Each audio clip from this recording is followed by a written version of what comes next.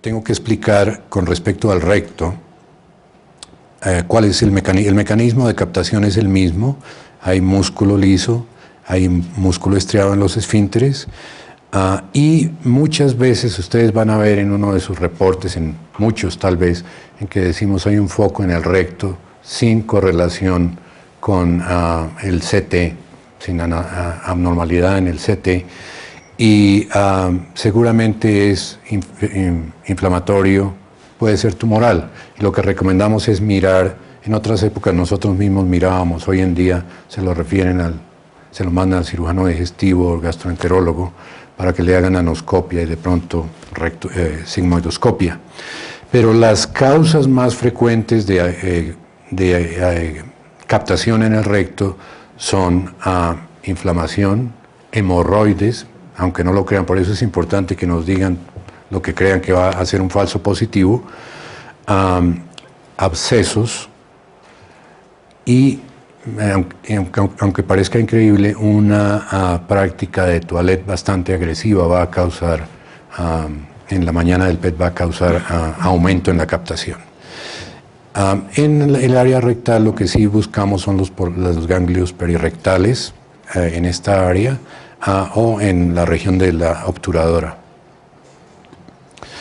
Esta es una imagen de una colitis, por ejemplo, mediana. Entonces, tan pronto miramos que hay captación de FDG en todo el colon, no nos preocupamos porque los tumores son generalmente localizados. Usted puede ver esto en colitis ulcerativa, puede verlo en colitis por Clostridium difficile, puede verlo en cualquier tipo de colitis. Y lo estamos viendo más y más cuando le damos una dosis alta de contraste oral por el metabolismo. Entonces a veces la disminuimos cuando queremos mirar el colon mejor buscando recidiva tumoral. Estábamos hablando al comienzo que les damos a estos pacientes contraste. El contraste que es más comúnmente usado es el contraste que se usa para CT, pero el problema que tenemos con ese contraste es que algunas veces, recuerde, lo que el CT hace es corregir la atenuación para el PET. Entonces, si el CT está informándonos que hay hueso acá que tiene alta densidad o hay metal que tiene una densidad altísima, vamos a ver focos de alta captación. En este caso la densidad del contraste es bastante alta, por eso es que se usa en CT, y aquí no sabemos si hay tumor, infección o qué es lo que pasa. Entonces modificamos nuestra vista a la imagen no atenuada, es decir, a la imagen sin el CT incluido, sin el efecto del CT, y miren cómo desaparece la lesión. Entonces es importante, usualmente hacemos ese cambio casi sin pensarlo para eliminar artefactos cuando hay este problema con contraste de alta densidad. Hallazgos benignos. Este es un caso que tuvimos hace un tiempo, un paciente con un tumor estado 1 del pulmón, y cuando estábamos mirando el resto había esta área de captación en el recto. Entonces llamé al cirujano torácico y me dijo, caramba, cómo me alegra, me habría sido muy vergonzoso operar al paciente con un cáncer rectal al mismo tiempo.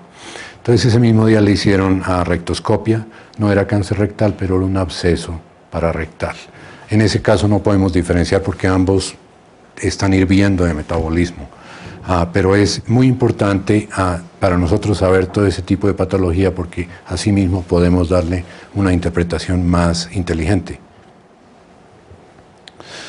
En general, para todo tipo de tumor, las indicaciones de hacer FDG, PET-CT, la primordial es saber si la lesión que usted nos está mandando es benigna o maligna, si es cáncer o no es cáncer.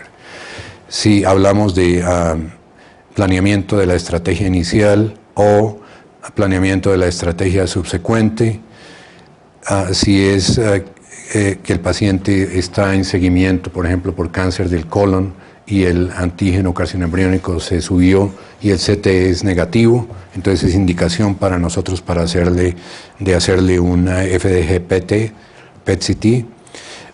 Si estamos monitoreando la respuesta, no muy indicado en cáncer de colon o recto. y bastante importante en cánceres distales después de tratamientos. Distales quiere decir que han ido a resección anterior baja o resección abdominoperitoneal. Muchas veces hay la duda si es infección, si es cicatriz, si es fibrosis, si es tumor. Discutible, pero la mayoría de tumores que son ávidos, el pronóstico no es bueno. Si son menos ávidos, el pronóstico es mejor, entonces algunos lo usan como una herramienta biológica para esto. Y algunos pacientes que tienen metástasis, entonces nos preguntan si podemos encontrar el tumor primario en un metastático desconocido, y lo logramos en un 25% en el abdomen, en un 30% en el cuello. No pongo esto aquí sin ningún otro objetivo, que son las guías que todavía están vigentes de la Sociedad de Cirujanos Colorectales. El diagnóstico de cáncer de colon y recto se hace por endoscopia. PET no está indicado para eso. Entonces quiero que eso esté claro. Hacemos screenings con colonoscopia, a veces lo hacemos nosotros con CT colografía, los resultados son aparentemente los mismos, pero PET no está usado para screening. Lo que nos aconseja la red de estudio de cáncer en los Estados Unidos es que para la evaluación inicial del cáncer, paciente con cáncer de colon, no está indicado a menos de que haya una pregunta particular del cirujano colorectal que va a operar al paciente. Si hay alguna duda en el CT, entonces que nosotros podamos resolverla. Mencioné que no hacemos screening con PET de ninguna manera, pero en algunos casos estábamos pensando en hacer un protocolo de investigación. Hicimos unas colografías con CT y utilizamos esa colografía como método de corrección de atenuación y localización anatómica para nuestro estudio, y este es un caso en que el paciente por CT colografía tenía el pólipo ahí, y el pólipo es ávido. Ahora, ¿es esto cáncer o no es? No lo sabemos todavía, es altamente sospechoso, pero un pólipo adenomatoso puede parecer lo mismo. De todos modos necesita biopsia, y eso es lo importante y la belleza del PET.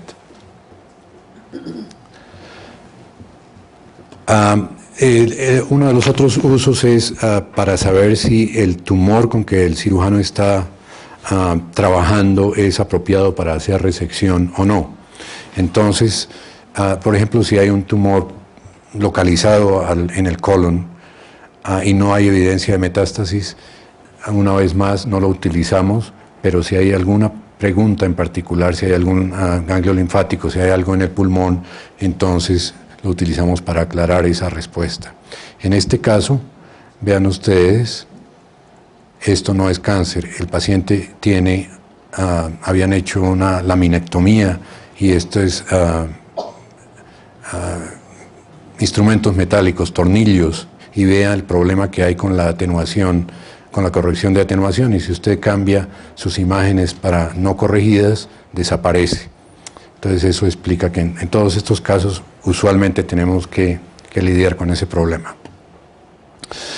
Otro de las áreas en que la red para el estudio del cáncer recomienda es cuando estamos buscando tumores que son sincrónicos. Por ejemplo, el paciente tiene uno diagnosticado en la parte proximal del sigmoide, no se le ha podido hacer CT colografía por alguna razón y están sospechando si hay tumor sincrónico en la otra parte del colon. Podría y puede haber indicación de hacer un PET y las compañías de seguros lo pagan.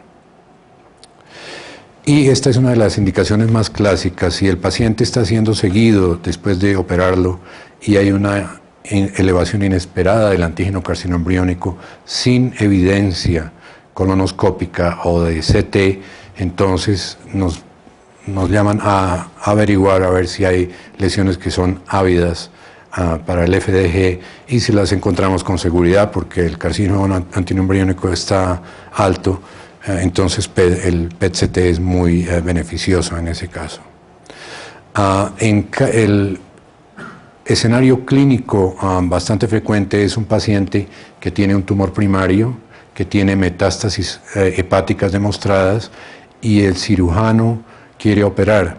Entonces, en general, planean su operación sin hacer ninguna otra modalidad diagnóstica. Dicen, vamos a hacerle una resección del lóbulo izquierdo, pero si quiere estar seguro de que no haya tumor que sea FDG ávido en el resto del hígado o metástasis distantes, invisibles en otras modalidades diagnósticas, el PET es bastante beneficioso e indicado.